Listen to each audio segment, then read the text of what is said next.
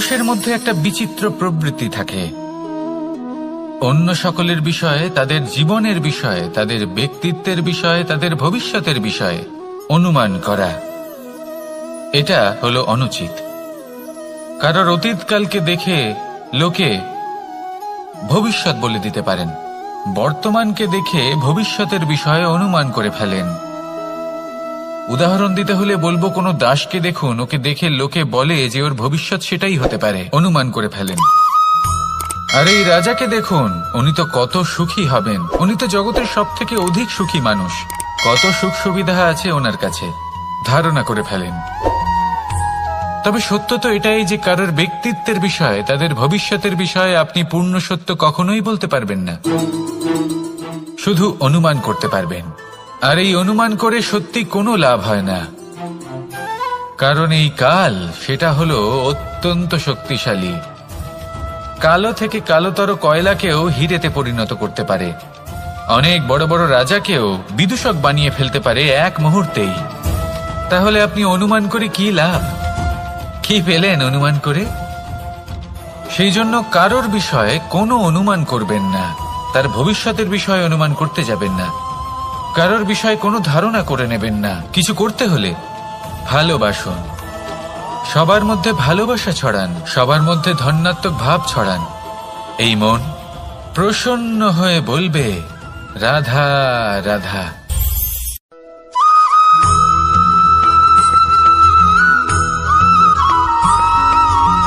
পঞ্চতত্ত্বের মধ্যে দ্বিতীয় তত্ত্ব হল ধরণী, ভূমি, যাকে আমরা ধরণী মাতা বলি।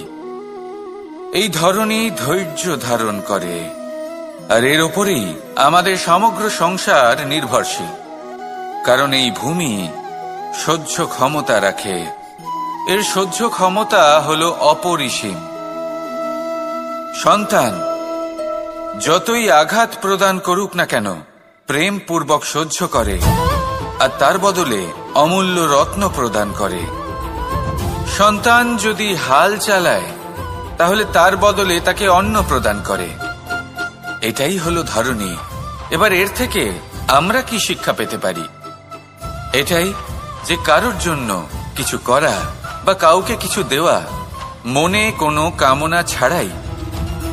আর এই কথাটা বুঝে যান, যদি কারোর জন্য কামনা না রেখে বা কোনো পাওয়ার আশা না রেখে কারোর জন্য কিছু করেন বা কারোকে কিছু দেন, যদি এটা আপনি শিখতে পারেন, তবে আপনি ভালোবাসতে শিখে গেছেন।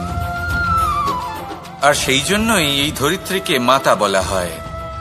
কারণ মাতা শুধু উনি নন যিনি গর্ভে সন্তানকে ধারণ করেন, মাতা তো উনিও যিনি জীবন বাঁচতে শেখান, যিনি জীবন বাঁচার উদাহরণ প্রদান করেন। তাহলে ধরণীর থেকে এই নিঃস্বার্থ ভাব শিখুন, নিঃস্বার্থ ভালোবাসা শিখুন, আর এই ভালোবাসার সাথেই বলুন, রাধা রাধা।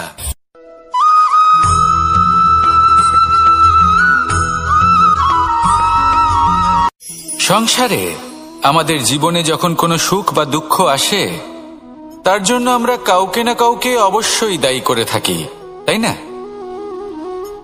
এই ব্যক্তি আমাদের সাথে এরকম কাজ করেছেন, তাই আমার সাথে এমন হলো। ওই ব্যক্তি যদি এমনটা না করতেন, তাহলে আজ আমি ওই স্থানে পৌঁছতে পারতাম। সবই আপনার দৃষ্টিভঙ্গির ওপর নির্ভরশীল। আর যদি আপনার দৃষ্টিভঙ্গি এমন হয়, তাহলে তা অনুচিত। সত্যি কথা বলতে, এই সংসারে ভিন্ন ভিন্ন ধরনের মানুষ আছে। এটা আপনার উপর নির্ভর করছে কিভাবে তাদের স্বাগত জানাবেন। একবার ভাবুন, আমি আমার দুটো হাত সামনে নিয়ে এলাম, দুটো মুঠো খুলে দিলাম। দুই প্রকারের মানুষ আসবেন, কিছু না কিছু দিয়ে যাবেন। এই মুঠো যদি আমি বন্ধ করে দিই, তাহলে না কেউ আমাকে কিছু দিতে পারবে, না আমার কিছু যাবে আসবে। নিশ্চয়ই বুঝতে পারছেন এই দুই ধরনের ব্যক্তি কারা এবং তারা কি দিয়ে যান। আমি যদি নিজের মুঠো খুলে দিই, তাহলে কিছু ভালো মানুষ আসবেন, আমাকে আনন্দ, সন্তুষ্টি, জ্ঞান প্রদান করে যাবেন, ভালো অভিজ্ঞতা দিয়ে যাবেন। কোনো খারাপ ব্যক্তি যদি আসেন, তাহলে তিনিও খারাপ অভিজ্ঞতা দেবেন, যার থেকে আমি শিক্ষা লাভ করব। এই সব কিছু আমি লাভ করতে পারি। মুঠো যদি বন্ধ করে রাখি, তাহলে আমি কিছুই পাবো না। দেখুন, এই সংসারে প্রত্যেকের জীবন এইরকম। প্রত্যেকের জীবনে সবকিছুই আছে, ভালো খারাপ দুই মানুষই আছে, ভালো অভিজ্ঞতা আছে, খারাপ অভিজ্ঞতা আছে। নির্ভর করছে আপনার উপর যে আপনি কি করবেন, এনাদের স্বাগত কিভাবে জানাবেন, কার থেকে কি বুঝবেন, কি শিখতে পারবেন, আর কোন দৃষ্টিভঙ্গি নিয়ে অগ্রসর হবেন। এটাই নির্ধারণ করবে যে আপনার জীবন কেমন হবে। আসুন আমার সাথে ভালোবেসে বলুন, রাধা রাধা।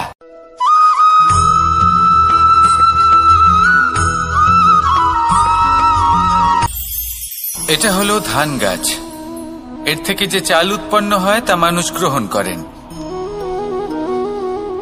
আর এটা কি? এ হলো জংলি ঘাস। একবার ভেবে দেখুন, যদি এই জংলি ঘাস ধান গাছের আশেপাশে থাকে তাহলে কি হবে? ধান উৎপন্ন হতে পারবে? তা উৎকৃষ্ট হতে পারবে? আমরা কি তা গ্রহণ করতে পারবো? কখনোই নয়। এই জংলি ঘাস ধানকে নষ্ট করে দেবে, কিন্তু নিজে জীবিত থাকবে। এটাই হলো আজকের শিক্ষা। এই সংসারে যদি আপনি নীতির পথে চলতে চান, উচিত কর্ম করতে চান, সংসারকে সেবা করতে চান, তাহলে জংলি ঘাসের মতো ব্যক্তিদের থেকে সবসময় দূরে থাকতে হবে। সেই ব্যক্তি যারা দুর্নীতি এবং মিথ্যা দ্বারা পরিপূর্ণ, যাদের ব্যবহার অশুভ, যাদের অনেক অশুভ গুণ রয়েছে, তারা সঠিক নয়। সেই সকল ব্যক্তি যাদের চরিত্র অত্যন্ত দুষ্ট হয়, তারা হয় শুভ চরিত্রের ব্যক্তিকে একদম নষ্ট করে দেয়, নয় নিজের মতো বানিয়ে তোলে। তাই যদি আপনি নীতির পথে চলতে চান, এই সংসারের জন্য শুভ কর্ম করতে চান, তাহলে সেই সঙ্গ লাভ করুন যে সঙ্গ জ্ঞানে পরিপূর্ণ, যাদের মধ্যে অনেক গুণ আছে, যাদের থেকে প্রতিদিন কিছু শিখতে পারবেন। এমন ব্যক্তির সাথে জীবন অতিবাহিত করুন। দুরাচারীদের থেকে দূরে থাকুন। তবেই এই মন প্রসন্ন হয়ে বলবে, রাধা রাধা।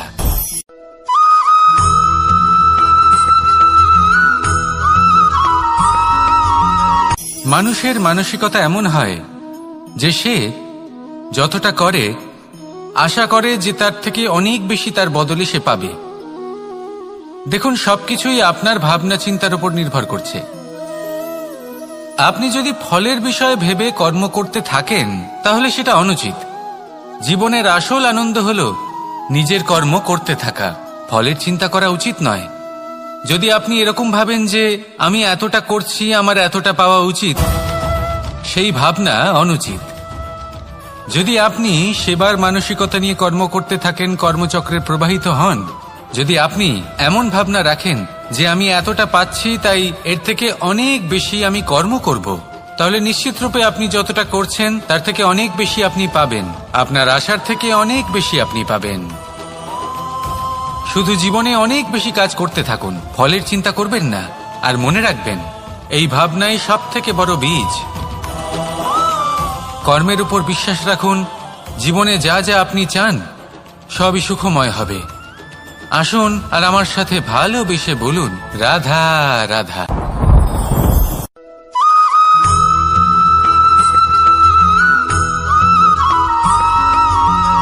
আপনি কখনো কোনো বাজকে নিজের বাসা বানাতে দেখেছেন?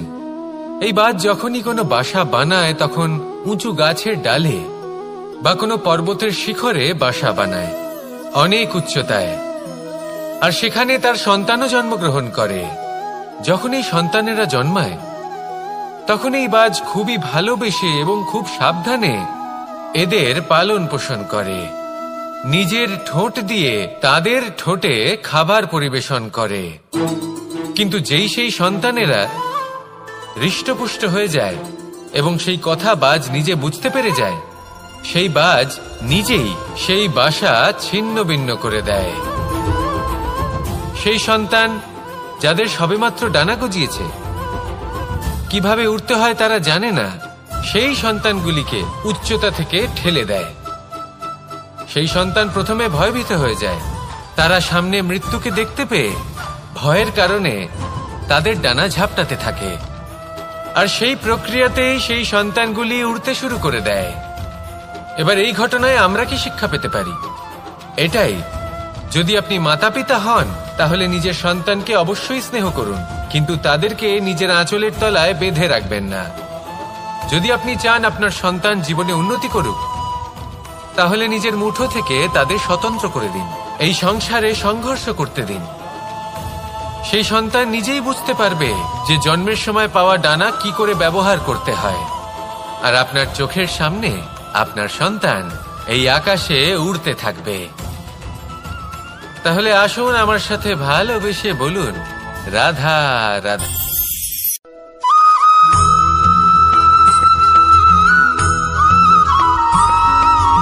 বসন্ত ঋতু, এই সময় মন আনন্দে ভরে থাকে। এমন মনে হয় যেন আমরা আকাশে বিচরণ করতে চলে যাই, কিন্তু সেটা তো সম্ভব নয়।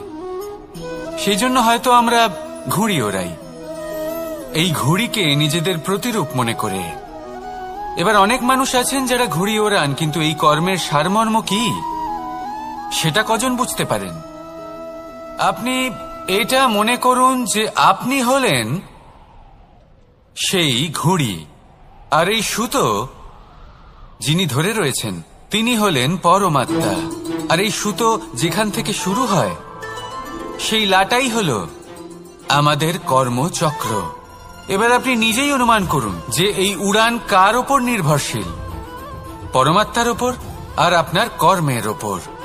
যদি পরমাত্মা আপনার হাত ধরে থাকেন, আপনার সাথে থাকেন, যদি আপনি শুভ কর্ম করতে থাকেন, আপনি এই আকাশে উড়তে থাকবেন। কিন্তু কোথাও কোথাও যদি পরমাত্মার সাথে এই বন্ধন ছিন্ন হয়, আপনার কর্মচক্র খারাপ হয়ে যায় বা থেমে যায়, তাহলে আপনার এই ঘুড়ি কেটে যাবে আর দূরে কোনো গাছের ডালে গিয়ে আটকে যাবে।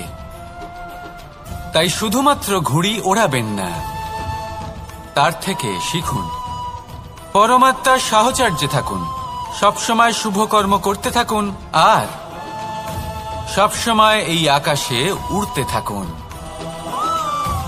আসুন আর আমার সাথে ভালোবেসে বলুন, রাধা রাধা।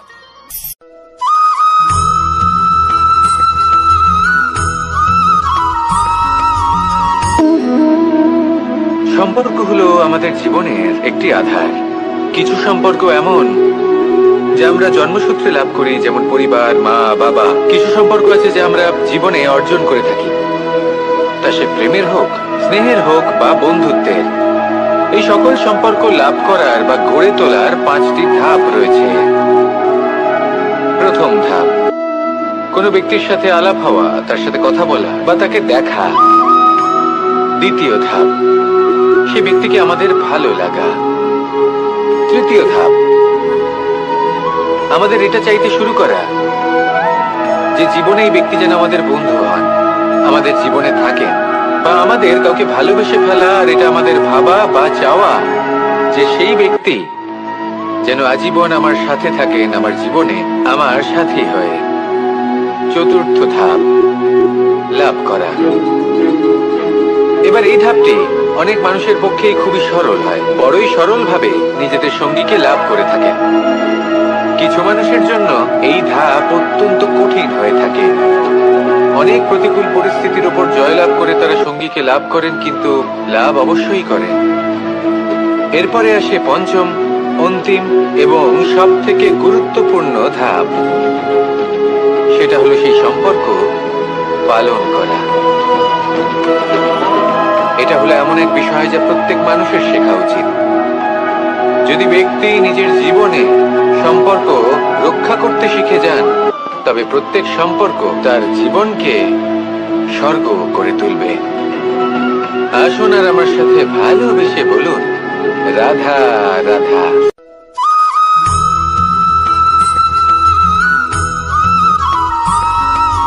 জীবনে যখন কোনো ব্যক্তি নিজের লক্ষ্য প্রাপ্তির জন্য নিরন্তর পরিশ্রম করতে থাকেন, চেষ্টা করতে থাকেন, তখন তিনি কষ্ট অনুভব করেন, কখনো শারীরিক কষ্ট, কখনো মানসিক কষ্ট।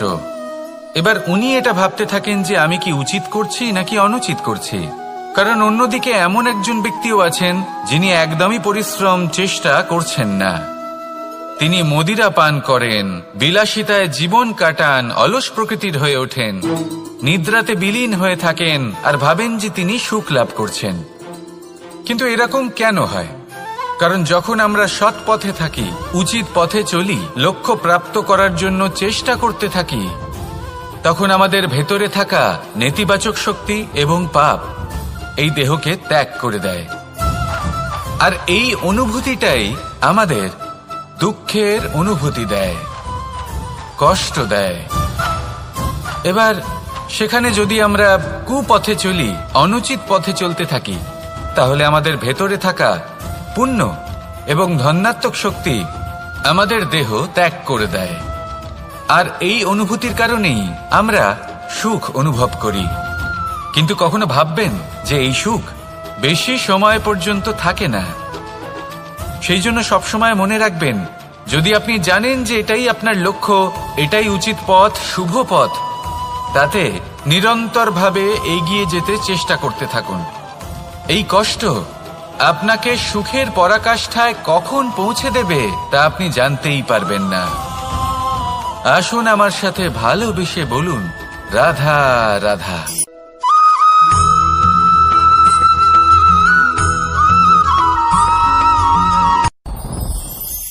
সাথী। সাথী এই শব্দটির ব্যাখ্যা কে কিভাবে করে? মিত্র, সখা, বন্ধু। কিন্তু অর্থ একটাই, তিনি যিনি আপনার সঙ্গী হন আর তিনি যার সাথী আপনি হন। এবার সব থেকে বড় প্রশ্ন হলো এটাই যে তিনি কে হতে পারেন যাকে আপনি আপনার সাথী বলে মেনে নিতে পারেন, নিজের সখা, নিজের মিত্র, নিজের বন্ধু মেনে নিতে পারেন। আপনার সাথী হলেন তিনি যিনি দুঃখের সময় আপনার পাশে থাকবেন, আপনার হাত ধরে থাকবেন। আপনার সাথী হলেন তিনি যার হাত আপনি নিজের সুখের দিনে ধরে থাকবেন। সেই সাথীরই হাত ধরুন যিনি দুঃখে সবসময় আপনাকে সাহায্য করার জন্য তৎপর হয়ে থাকেন, আপনার পাশে থাকেন, আর যাকে সুখের দিনে আপনি আপনার সাথে রাখতে পারেন। আর যখন আপনার সাথে আপনার এই সাথী থাকবে, তখন আপনি এটা বুঝবেন যে যখন জীবনে দুঃখ আসে, তখন এই দুঃখ কমে যায়, সবার মধ্যে ভাগ হয়ে যায়। আর যদি তখন সুখ আসে, তাহলে সেটা সবার উপস্থিতিতে আরো বেড়ে যায়। এটাই হলো প্রেম, এটাই হলো ভালোবাসা, এটাই হলো সঙ্গ। যেমন সম্পর্ক আমার আর রাধার মাঝে। তাহলে আসুন আর আমার সাথে ভালোবেসে বলুন, রাধা রাধা।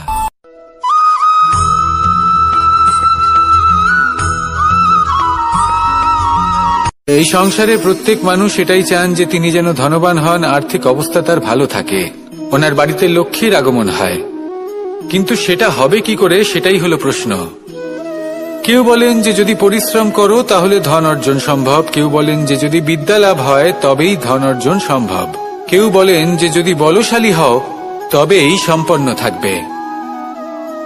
ভালো কথা, যদি তাই হয়ে থাকে, তবে দিনমজুর সারা দিন পরিশ্রম করেন, তিনি কেন ধনী হন না?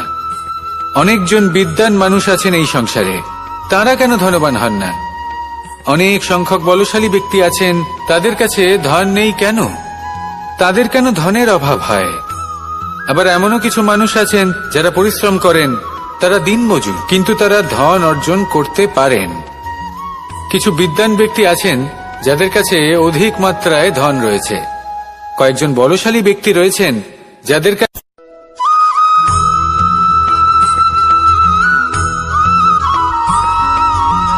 পঞ্চতত্ত্বের মধ্যে দ্বিতীয় তত্ত্ব হল ধরণী, ভূমি, যাকে আমরা ধরণী মাতা বলি। এই ধরণী ধৈর্য ধারণ করে, আর এর ওপরেই আমাদের সমগ্র সংসার নির্ভরশীল। কারণ এই ভূমি সহ্য ক্ষমতা রাখে, এর সহ্য ক্ষমতা হল অপরিসীম।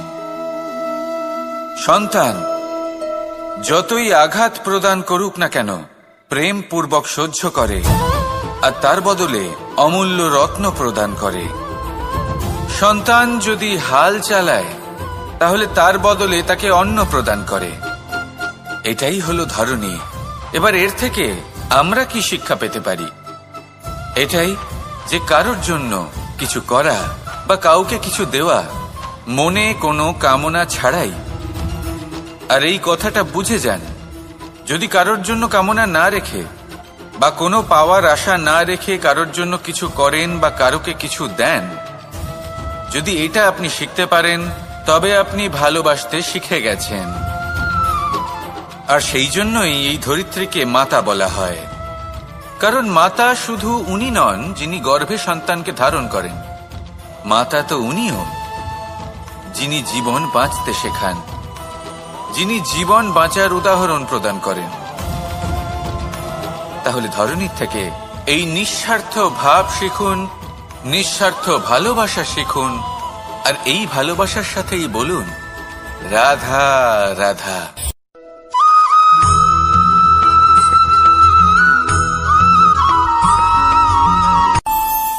আমাদের মনে যখন কোনো প্রশ্ন ওঠে, কোনো দ্বন্দ্ব জাগে, তখন আমরা যাই আমাদের গুরুর কাছে, আমাদের আরাধ্যের কাছে গিয়ে জিজ্ঞেস করি।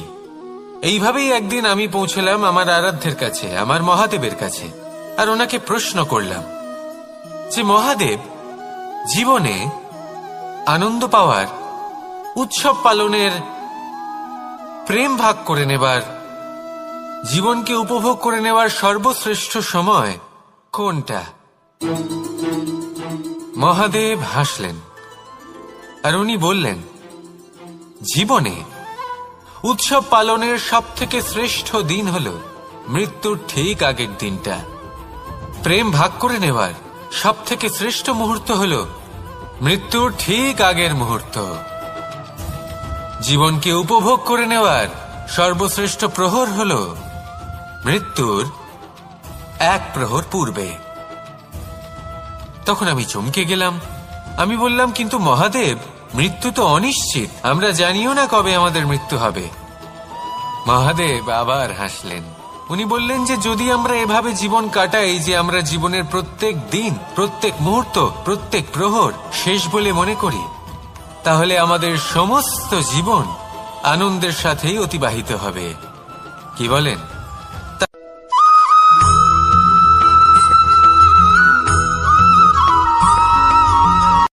সংসারে আমাদের জীবনে যখন কোনো সুখ বা দুঃখ আসে, তার জন্য আমরা কাউকে না কাউকে অবশ্যই দায়ী করে থাকি, তাই না?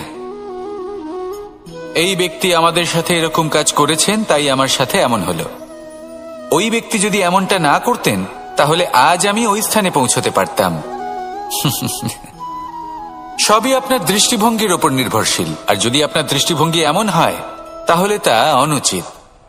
সত্যি কথা বলতে, এই সংসারে ভিন্ন ভিন্ন ধরনের মানুষ আছে।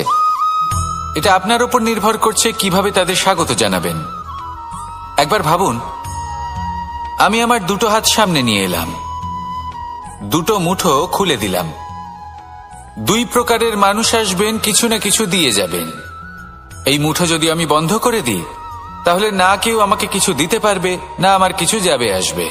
নিশ্চয়ই বুঝতে পারছেন এই দুই ধরনের ব্যক্তি কারা এবং তারা কি দিয়ে যান।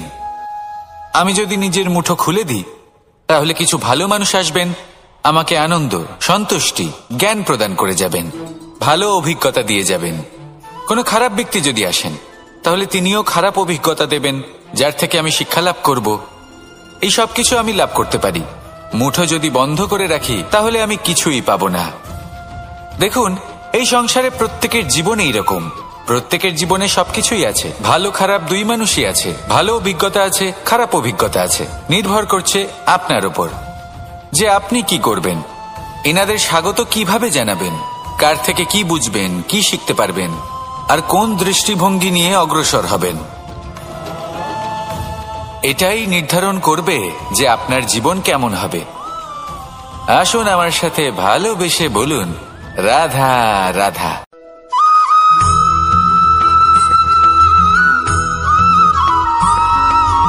জীবনে অগ্রসর হওয়ার জন্য আমাদের কাকে প্রয়োজন হয়? মাতা পিতা, বন্ধু, প্রেম, সাহায্য, অর্থ, পরিশ্রম, আশা। ভিন্ন ভিন্ন মানুষ ভিন্ন ভিন্ন বিকল্প চয়ন করে। যদি আমি আপনাকে বলি, তাহলে জয় আর পরাজয়ের মন্ত্র দুটো শব্দের উপর নির্ভর করে, মেনে নেওয়া আর দৃঢ় হওয়া। যদি মেনে নেন, তাহলে হেরে যাবেন। যদি দৃঢ় হন, তাহলে নিশ্চিত রূপে জয়ী হবেন।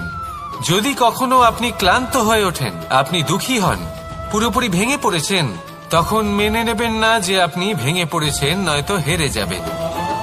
তখন উল্টে স্থির করবেন যে যাই হয়ে যাক না কেন, আমি জয়ী হবই।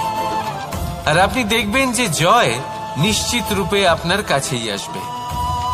তাহলে এই কথা মনে রাখবেন আর আমার সাথে ভালোবেসে বলবেন, রাধা রাধা।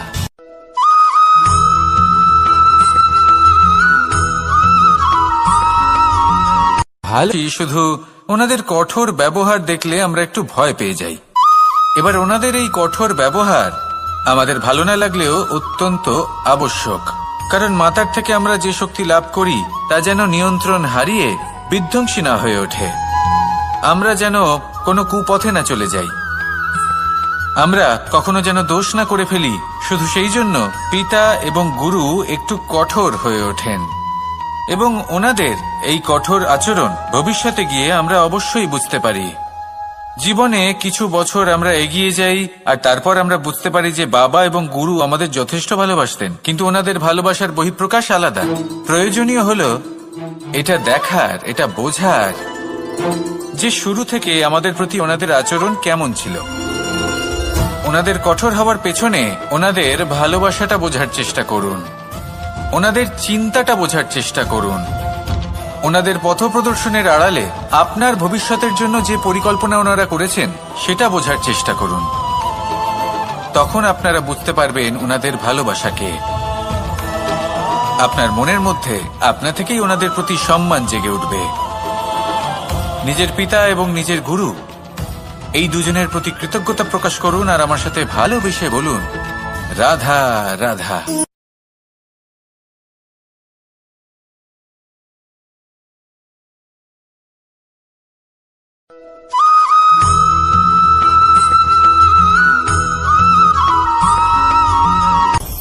আপনি কখনো পর্বতের শিখরে উঠেছেন? আপনি দেখতে পাবেন পর্বতের পদতলে প্রচুর সুন্দর ফুল রয়েছে, সবুজ বনানী রয়েছে। যত আপনি ওপরে উঠতে থাকবেন তত ফুল কমতে থাকবে, সবুজ বনানী কমতে থাকবে। আরো কিছুটা ওপরে উঠলে কাঁটা জাতীয় গাছ দেখতে পাবেন, শুকনো গাছ দেখতে পাবেন। আরো যদি ওপরে ওঠেন তাহলে পাষাণ দেখতে পাবেন। আরো ওপরে উঠলে হিমখণ্ড দেখতে পাবেন। এই যে পর্বত, তা মনুষ্য জীবনের সবথেকে উত্তম উদাহরণ।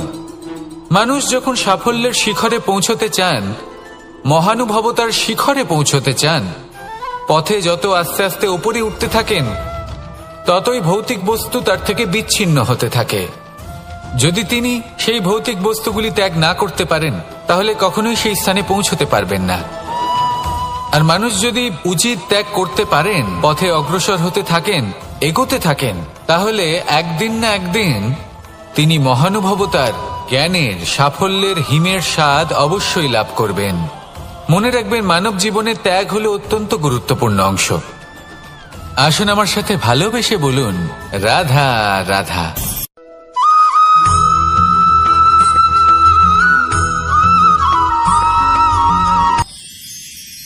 মানুষ তার জীবনে দুই ধরনের পরিস্থিতিকে খুব ভয় পায়। এক, কোনো কারণবশত কারোর সামনে নত হওয়া। দুই, কোনো কারণে নিজের চরিত্র থেকে, নিজের মূল্যবোধ থেকে বিচ্যুত হওয়া। এবার কেন হয় এরকম যে কথায় কথায় কারোর সামনে নত হতে হয়?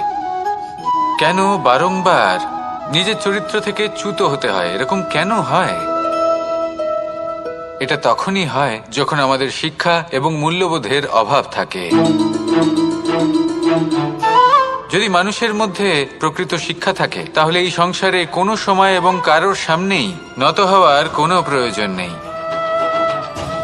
যদি মানুষের মধ্যে মূল্যবোধ থাকে তাহলে তাকে নিজের মূল্যবোধ বা চরিত্র থেকে বিচ্যুত হতে হয় না, তা সে যাই হয়ে যাক না কেন।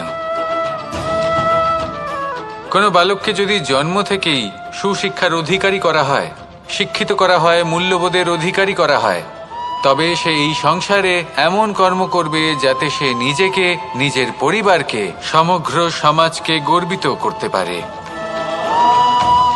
শিক্ষা লাভ করুন, মূল্যবোধ লাভ করুন এবং আমার সাথে ভালোবেসে বলুন, রাধা রাধা।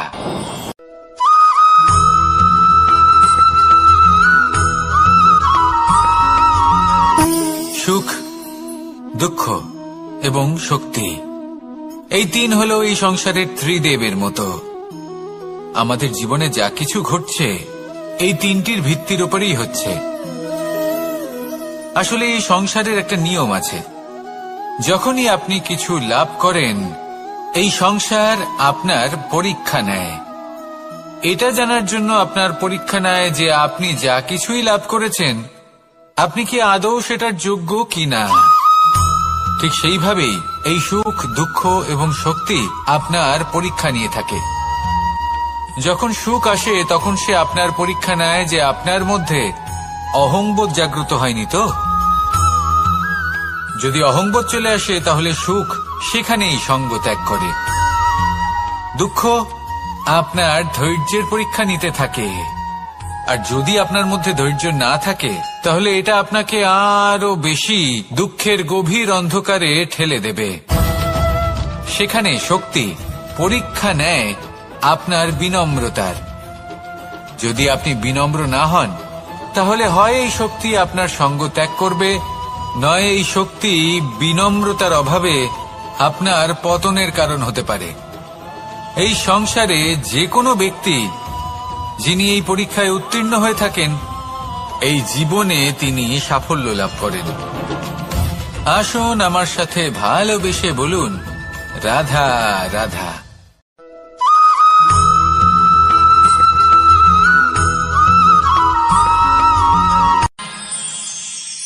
আমরা সবাই সূর্যকে সম্মান কেন করি? কারণ আমরা জানি যে সন্ধেবেলা যখন সূর্যাস্ত হবে তখন শুধুমাত্র অন্ধকার বাকি থাকবে। ঠিক কিছুটা এরকমই হয় আমাদের মাতা পিতাও, যিনি আমাদের জন্ম দেন, আমাদের ভরণ পোষণ করেন, আমাদের বড় করেন, আমাদের প্রেম প্রদান করেন। কখনো কখনো তাদের মুখ থেকে কটু কথা নিঃসৃত হয়, আমাদের দুঃখ হয়, কিন্তু তখন আমাদের এটা বোঝা উচিত এগুলি নিঃসৃত হচ্ছে আমাদেরই মঙ্গলের জন্য। যেমন সূর্যদেব, উনিও উত্তাপ দিয়ে থাকেন আমাদেরই মঙ্গলের জন্য, যাতে ফসল পাকতে পারে, যাতে জল বাষ্প হয়ে মেঘ হতে পারে, বৃষ্টি হতে পারে, আর এই সংসারে নিরন্তর জলের প্রবাহ থাকে। আমাদের মাতা পিতা, তাদের কঠোর আচরণ, তাদের কঠোর অনুশাসনের পেছনে লুকিয়ে থাকে ওনাদের ভালোবাসা। আমাদের তা বুঝতে হবে, সসম্মানে ওনাদের গ্রহণ করতে হবে। কারণ ঠিক সূর্যাস্তের পরে যেমন চতুর্দিক অন্ধকারচ্ছন্ন হয়ে যায়, তেমনি আমাদের জীবন থেকে যখন আমাদের মাতা পিতা চলে যায় তখন আমাদের জীবনেও শুধু এবং শুধুমাত্র অন্ধকারই ছেয়ে থাকে। সেই জন্য নিজের মাতা পিতাকে সম্মান করুন, ওনাদের ভালোবাসা প্রদান করুন। এই মন আর এই জীবন প্রসন্ন হয়ে বলবে, রাধা রাধা।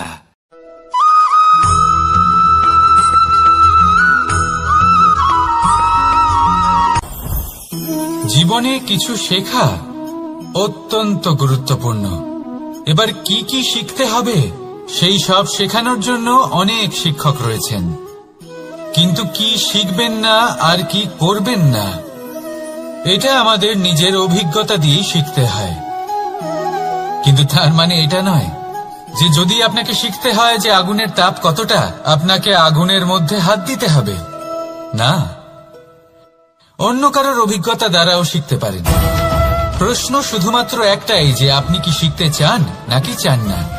যদি আপনি এটাই ভাবেন যে আমি শুধুই নিজের অভিজ্ঞতা দ্বারাই শিখতে চাই, তাহলে জীবনকাল ছোট মনে হবে, অনেক কিছুই শিখতে পারবেন না।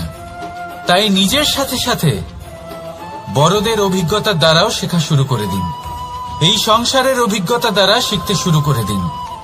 আর এটা নিশ্চিত রূপে শেখা আবশ্যক যে কখন কি করবেন না, কোথায় থামতে হবে আর কোথায় থামবেন না। তাহলে আসুন আর আমার সাথে ভালোবেসে বলুন, রাধা রাধা।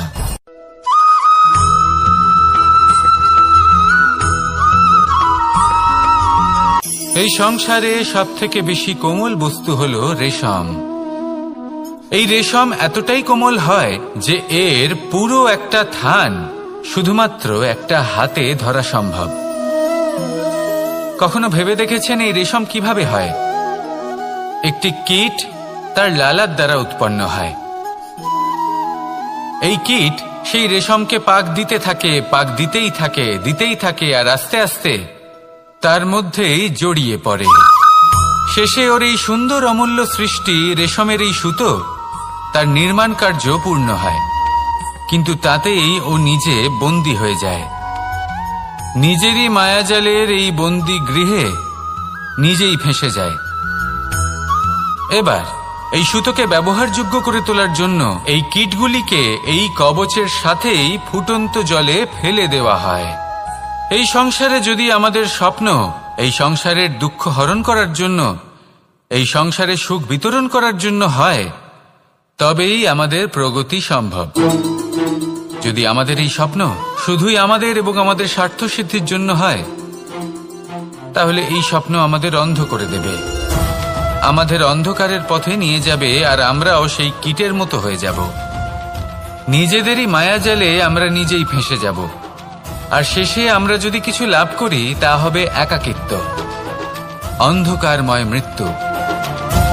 তাই স্বপ্ন অবশ্যই দেখুন, কিন্তু এমন ভাবে স্বপ্ন দেখবেন না যে তার এই বন্দিগৃহে আপনি নিজেই ফেঁসে গেলেন। স্বপ্ন দেখুন পরোপকারে।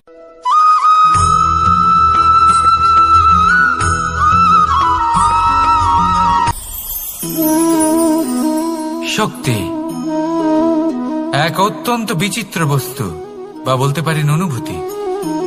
পিতা সবসময় চান যেন তিনি তার শক্তি পুত্রকে। আসুন আপনাকে সহজে বোঝাই। যদি আপনি সুপাত্র হন আর আপনাকে শক্তি দেওয়া হয়, তাহলে আপনি সেই শক্তির গুরুত্ব বুঝবেন, কোথায় সেই শক্তি প্রয়োগ করা উচিত সেটা বুঝবেন। আর এটা যেহেতু অর্জন করা শক্তি হবে, সেই শক্তির অপব্যবহার হবে না। কিন্তু যদি এই আপনি কুপাত্র হন আর যদি আপনাকে এই শক্তি দেওয়া হয়, তাহলে কি হবে? দেখতে গেলে এই শক্তি আপনি দান হিসেবে পেয়েছেন, তাই না আপনি এই শক্তির গুরুত্ব বুঝবেন, আর না এর প্রয়োগ আপনি জানবেন। তার অপব্যবহার হওয়া সুনিশ্চিত। তাই যদি আপনি কোনো শক্তি অর্জন করতে চান, তাহলে আগে তার যোগ্য হয়ে উঠুন, পুত্র নয় পাত্র হয়ে উঠুন। আর আমার সাথে ভালোবেসে বলুন, রাধা রাধা।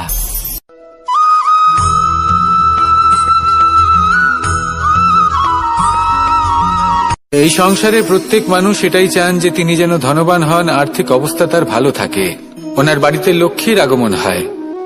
কিন্তু সেটা হবে কি করে, সেটাই হলো প্রশ্ন। কেউ বলেন যে যদি পরিশ্রম করো তাহলে ধন অর্জন সম্ভব, কেউ বলেন যে যদি বিদ্যা লাভ হয় তবেই ধন অর্জন সম্ভব, কেউ বলেন যে যদি বলশালী হও তবেই সম্পন্ন থাকবে। ভালো কথা, যদি তাই হয়ে থাকে, তবে দিনমজুর সারা দিন পরিশ্রম করেন, তিনি কেন ধনী হন না? অনেকজন বিদ্বান মানুষ আছেন এই সংসারে, তারা কেন ধনবান হন না? অনেক সংখ্যক বলশালী ব্যক্তি আছেন, তাদের কাছে ধন নেই কেন? তাদের কেন ধনের অভাব হয়? আবার এমনও কিছু মানুষ আছেন যারা পরিশ্রম করেন, তারা দিনমজুর, কিন্তু তারা ধন অর্জন করতে পারেন। কিছু বিদ্বান ব্যক্তি আছেন যাদের কাছে অধিক মাত্রায় ধন রয়েছে, কয়েকজন বলশালী ব্যক্তি রয়েছেন যাদের কাছে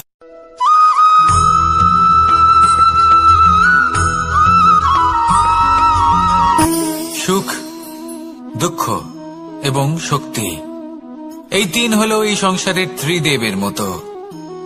আমাদের জীবনে যা কিছু ঘটছে এই তিনটির ভিত্তির উপরেই হচ্ছে।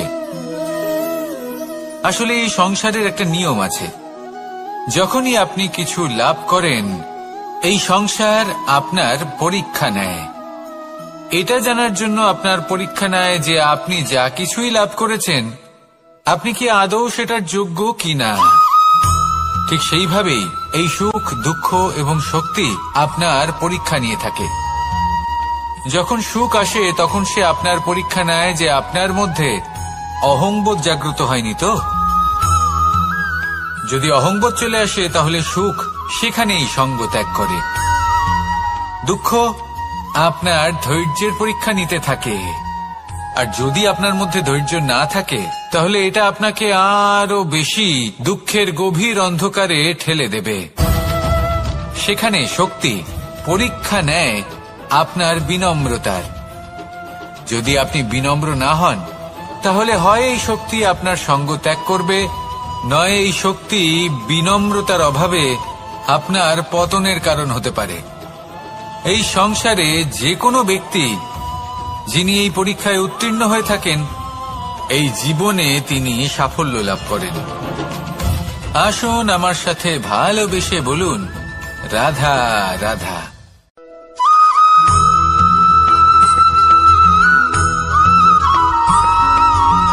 পঞ্চতত্ত্বের মধ্যে দ্বিতীয় তত্ত্ব হল ধরণী, ভূমি, যাকে আমরা ধরণী মাতা বলি।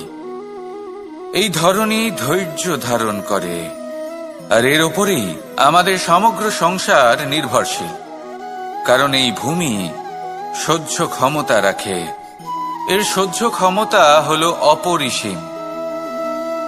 সন্তান যতই আঘাত প্রদান করুক না কেন, প্রেম পূর্বক সহ্য করে, আর তার বদলে অমূল্য রত্ন প্রদান করে। সন্তান যদি হাল চালায়, তাহলে তার বদলে তাকে অন্ন প্রদান করে। এটাই হলো ধরণী। এবার এর থেকে আমরা কি শিক্ষা পেতে পারি? এটাই যে কারোর জন্য কিছু করা বা কাউকে কিছু দেওয়া মনে কোনো কামনা ছাড়াই। আর এই কথাটা বুঝে যান, যদি কারোর জন্য কামনা না রেখে বা কোনো পাওয়ার আশা না রেখে কারোর জন্য কিছু করেন বা কারোকে কিছু দেন, যদি এটা আপনি শিখতে পারেন, তবে আপনি ভালোবাসতে শিখে গেছেন। আর সেই জন্যই এই ধরিত্রীকে মাতা বলা হয়। কারণ মাতা শুধু উনি নন যিনি গর্ভে সন্তানকে ধারণ করেন, মাতা তো উনিও যিনি জীবন বাঁচতে শেখান, যিনি জীবন বাঁচার উদাহরণ প্রদান করেন। তাহলে ধরণীর থেকে এই নিঃস্বার্থ ভাব শিখুন, নিঃস্বার্থ ভালোবাসা শিখুন, আর এই ভালোবাসার সাথেই বলুন, রাধা রাধা।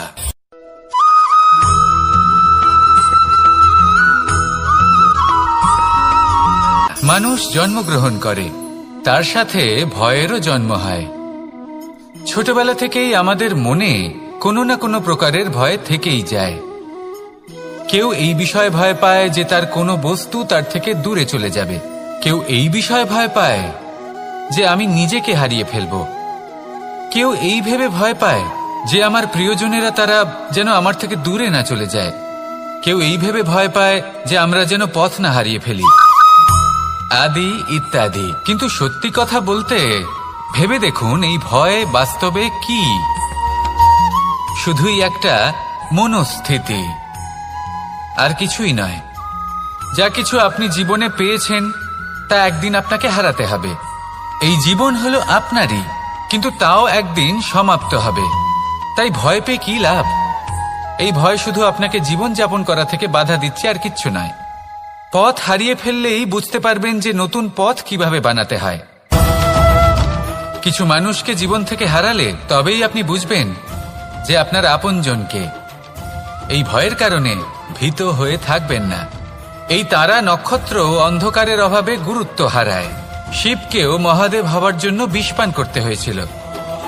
প্রত্যেক পরিস্থিতি, প্রত্যেক সাফল্য আপনার পরীক্ষা নেবে, তাতে উত্তীর্ণ হওয়া হলো আপনার কর্ম। যখনই আপনি ভয় পাবেন বা সংকটের সম্মুখীন হবেন, তখন সাহসের সাথে তার সম্মুখীন হন। মনে রাখবেন, যে সম্মুখীন হতে জানে সাফল্য তার সাথে সবসময় থাকে।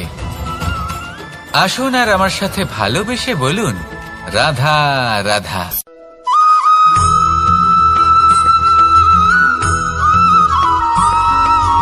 জীবনে অগ্রসর হওয়ার জন্য আমাদের কাকে প্রয়োজন হয়?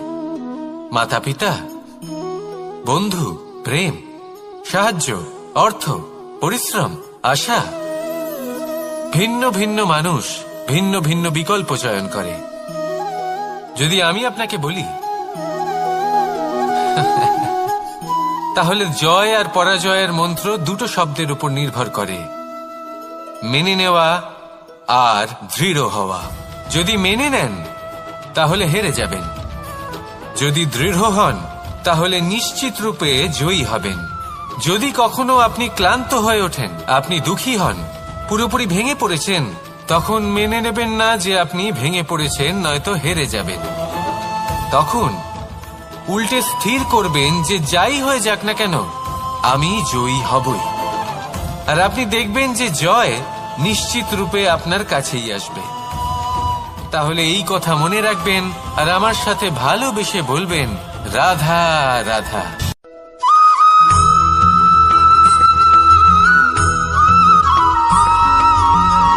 এই সংসারে কোনো বস্তু হোক বা ব্যক্তি হোক, তার একার গুরুত্ব কিন্তু খুব বেশি নয়।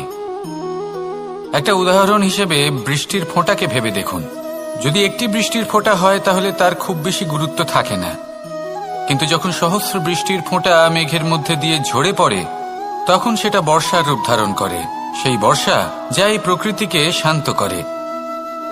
সেইভাবেই পাথরের ছোট টুকরো, তার খুব বেশি গুরুত্ব থাকে না, কিন্তু যখন অসংখ্য পাথরের টুকরো একত্রিত হয় তখন তা পর্বতের আকার ধারণ করে। সেইভাবেই কিছু মানুষ যখন একত্রিত হন তখন তৈরি হয় পরিবার, কিছু পরিবার যখন একত্রিত হয় তখন তৈরি হয় সমাজ, যখন অনেক সংখ্যক সমাজ একত্রিত হয় তখন তৈরি হয় রাজ্য। এবার এই রাজ্যের সব থেকে গুরুত্বপূর্ণ ব্যক্তি হতে পারেন রাজা, কিন্তু তাও সেই রাজা একা কিছু করতে পারেন না। যুদ্ধ লড়ার সময় তারও নিজের সৈন্যদলকে প্রয়োজন পড়ে। কিন্তু এই সংসারে এমন একজন ব্যক্তি আছেন যিনি একাই সব কাজ করতে থাকেন, এবং সেই ব্যক্তি হলেন মা। আমাদের জীবনে একজন পিতার ভূমিকা কিন্তু নিঃসন্দেহে অমূল্য, কিন্তু আমাদের সকলের জীবনে যে ভূমিকা একজন মায়ের তা অন্য কারোর থাকে না। একজন মা একাই সন্তানকে বড় করতে পারেন, সংস্কারী করে তুলতে পারেন, তার জন্য পরিশ্রম করেন। আর এত কিছু কাজ করার পরেও তার কাজের জন্য তিনি প্রশংসা অবশ্য পান না। উল্টে যদি সেই সন্তান অনুচিত পথে চালিত হয়, অনুচিত কর্ম করে, তখন সেই মাকেই অপবাদের পাত্র হয়ে উঠতে হয়। আমাদের জীবনে মায়ের যোগদান কতটা সেটা বুঝুন। আপনাকে বড় করে তোলার জন্য উনি কতটা পরিশ্রম করেছেন সেটা বুঝুন। আজ থেকে, এখন থেকে, এই মুহূর্ত থেকে মাকে সম্মান করতে শিখুন। যখন সময় পাবেন, যখন সুযোগ হবে, তখন তার প্রশংসা করুন, ওনারও ভালো লাগবে। আর মায়ের এই মমতার জন্য, তার এই ভূমিকার জন্য আসুন সবাই মিলে আমরা তাকে প্রণাম করি, আর সকলে মিলে ভালোবেসে বলি, রাধা রাধা।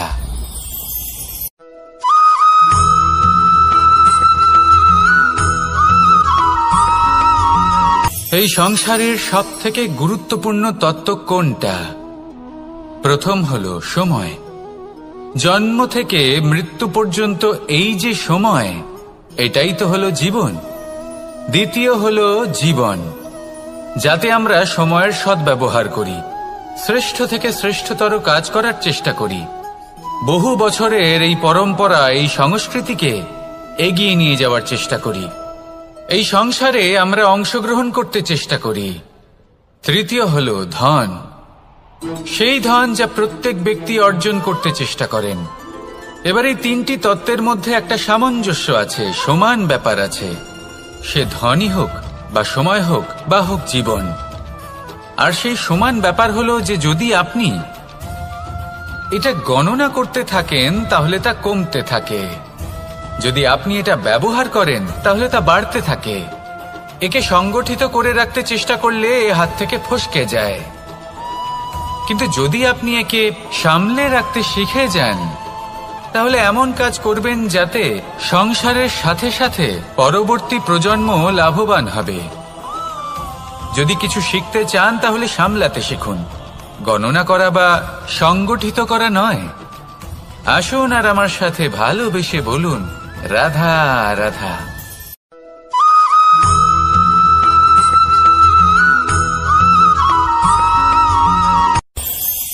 এই সংসারে আমরা প্রকাশ কোথা থেকে পাই? এর উত্তর বড়ই সরল। ভোরে যখন সূর্যোদয় হয় তখন প্রকাশের কিরণ আমাদের ঘরে এসে পৌঁছয়। এইভাবেই আমরা প্রকাশ লাভ করি। এবার এই প্রকাশের আলোতেই আমরা সারাদিনের কাজ সম্পন্ন করি। সন্ধে হয়ে যায়, সূর্যাস্তও হয়ে যায়, আর আমাদের ঘর যাতে অন্ধকার না হয় তার জন্য আমরা একটা প্রদীপ প্রজ্বলিত করি। এটাই ঘটে আমাদের জীবনেও। এবার প্রবাহমান আয়ুর সাথে আমরা আমাদের অন্তরে যদি একটা প্রদীপ প্রজ্বলিত করে নিই, তাহলে বিষয়টাই অন্যরকম হবে। এবার আপনি বলবেন কোন প্রকাশের কথা বলছি যা আমাদের অন্তরে জাগ্রত করা সম্ভব? আমাদের আত্মার মাঝে প্রেমের প্রকাশ জাগ্রত করার কথা বলছি। কারণ আমাদের এই জীবন এও হলো দিনের আলোর মতো। আজ প্রকাশ আছে, কিন্তু কোনোদিন অবশ্যই অস্ত হবে। কিন্তু অস্ত হবার আগে যদি আমরা আমাদের আত্মার মাঝে প্রেমের এই প্রকাশ উজ্জ্বলিত করে নিই, তাহলে আমাদের সন্ধ্যাকালও আমরা আনন্দে এবং প্রেমে যাপন করব। তাহলে আসুন আর আমার সাথে ভালোবেসে বলুন, রাধা রাধা।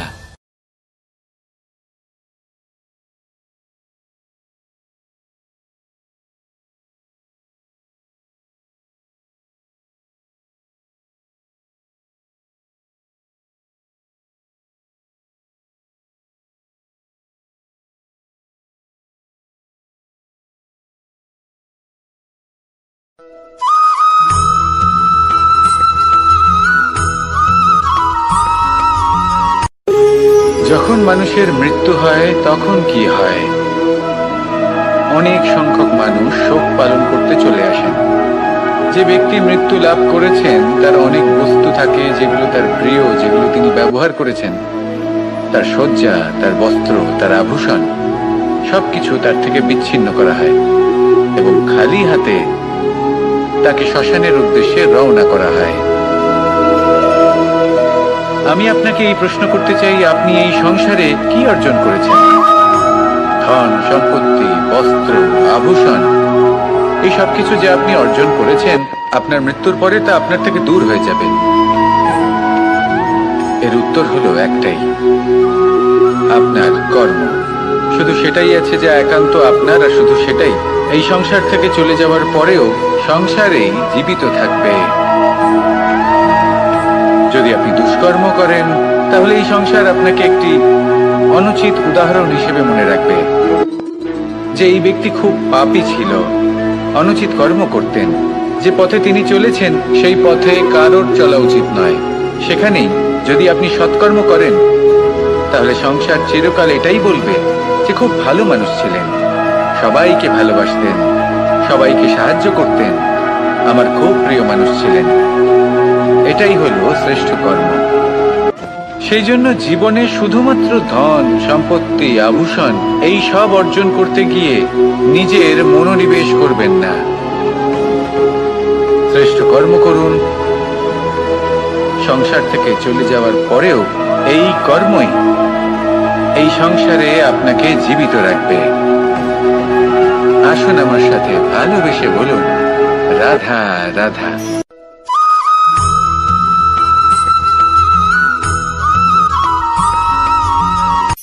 এই সংসারে সাফল্য লাভ করার জন্য জ্ঞানের প্রয়োজন হয়, পরিশ্রমের প্রয়োজন হয়, দৃঢ় নিষ্ঠার প্রয়োজন হয়, নিরন্তর চেষ্টা করা প্রয়োজনীয়। কিন্তু আরো কিছু আছে যা অত্যন্ত প্রয়োজনীয় এবং গুরুত্বপূর্ণ। তা হলো ভালো বন্ধু। তাদের থাকা অত্যন্ত প্রয়োজনীয়। যদি ভালো বন্ধু থাকে, তাহলে সময় এলে তারা ঢাল হয়ে আপনাকে সুরক্ষা করবেন। সময় এলে অস্ত্রের মতো শত্রুকে সংহারও করবেন। যদি তিনি জ্ঞানী হন, তাদের মধ্যে সদ্গুণ থাকে, তাহলে এই সব গুণ আপনার মধ্যেও প্রবেশ করবে। তাহলে সাফল্যের জন্য ভালো বন্ধু পাওয়া অত্যন্ত প্রয়োজনীয়। কিন্তু শুধু বন্ধু কেন, ভালো শত্রুও থাকা প্রয়োজনীয়। এবার আপনি ভাববেন, এ আমি কি বললাম? যদি আপনার জীবনেও ভালো অর্থাৎ শক্তিশালী শত্রু থাকে, তাহলে আপনিও শক্তিশালী হতে থাকবেন। এই শত্রু আপনাকে প্রেরিত করবে আরো বেশি শক্তিশালী হয়ে ওঠার। কখনো কোনো হরিণকে দেখুন, তীব্র গতিতে দৌড়তে থাকে। কেন তীব্র গতিতে দৌড়য়? এই কারণে নয় যে কোথাও তার জন্য মধুর ঘাস অপেক্ষা করে রয়েছে, না। সে এই কারণে তীব্র গতিতে দৌড়োয় কারণ সেটা না করলে তার পেছনে একটি সিংহ আছে যে ওকে নিজের ভোজন করে ফেলবে। তাই জীবনে বিপদ, সংকট এই সবকিছুও হলো অত্যন্ত গুরুত্বপূর্ণ।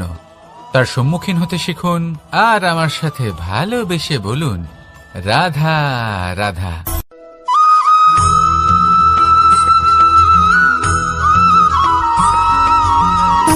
সুখ, দুঃখ এবং শক্তি, এই তিন হলো এই সংসারের ত্রিদেবের মতো।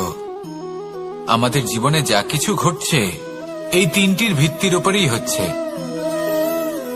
আসলে এই সংসারের একটা নিয়ম আছে, যখনই আপনি কিছু লাভ করেন এই সংসার আপনার পরীক্ষা নেয়। এটা জানার জন্য আপনার পরীক্ষা নেয় যে আপনি যা কিছুই লাভ করেছেন আপনি কি আদৌ সেটার যোগ্য কিনা। ঠিক সেইভাবেই এই সুখ, দুঃখ এবং শক্তি আপনার পরীক্ষা নিয়ে থাকে। যখন সুখ আসে তখন সে আপনার পরীক্ষা নেয় যে আপনার মধ্যে অহংবোধ জাগ্রত হয়নি তো। যদি অহংবোধ চলে আসে তাহলে সুখ সেখানেই সঙ্গ ত্যাগ করে। দুঃখ আপনার ধৈর্যের পরীক্ষা নিতে থাকে, আর যদি আপনার মধ্যে ধৈর্য না থাকে তাহলে এটা আপনাকে আরো বেশি দুঃখের গভীর অন্ধকারে ঠেলে দেবে। সেখানে শক্তি পরীক্ষা নেয় আপনার বিনম্রতার। যদি আপনি বিনম্র না হন তাহলে হয় এই শক্তি আপনার সঙ্গ ত্যাগ করবে, নয় এই শক্তি বিনম্রতার অভাবে আপনার পতনের কারণ হতে পারে। এই সংসারে যে কোনো ব্যক্তি যিনি এই পরীক্ষায় উত্তীর্ণ হয়ে থাকেন এই জীবনে তিনি সাফল্য লাভ করেন। আসুন আমার সাথে ভালোবেসে বলুন, রাধা রাধা।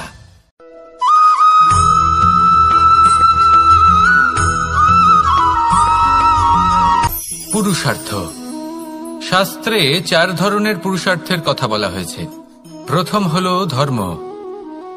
আপনি কি জানেন এই ধর্ম আসলে কি? আপনার কি মনে হয় ধর্ম আসলে কি? কোনো বিশেষ ঈশ্বরকে মানাই কি ধর্ম বলা হয়? নাকি কোনো বিশেষ রীতি পালন করাই হলো ধর্ম? নাকি কোনো বিশেষ সাহিত্যকে সর্বশ্রেষ্ঠ মনে করাই হলো ধর্ম? না, ধর্ম হলো সেটা যাকে ধারণ করা যেতে পারে। আর ধারণ শুধু সেটাই করা যায় যা পবিত্র।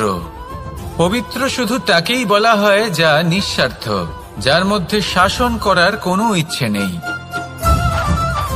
যা সরলভাবেই প্রবাহমান, জল এবং বায়ুর মতো। যখন কোনো ব্যক্তি ধর্মকে ধারণ করেন এবং সেই ধর্ম সেই ব্যক্তিকে রক্ষা করে তখন তাকে ধর্ম বলা হয়। ধর্ম যা রক্ষা করে অহংকার থেকে, খারাপ চিন্তার হাত থেকে। সেই জন্য পুরুষার্থ গড়ে তোলার আগে, ধর্ম পালন করার আগে ধর্মের প্রকৃত অর্থ কি সেটা বুঝে নিন। এটা জেনে রাখুন যে সমস্ত ধর্মের আধার, সমস্ত ধর্মের ভিত শুধুমাত্র ভালোবাসা। আসুন আর এই ভালোবাসার সাথেই বলুন, রাধা রাধা।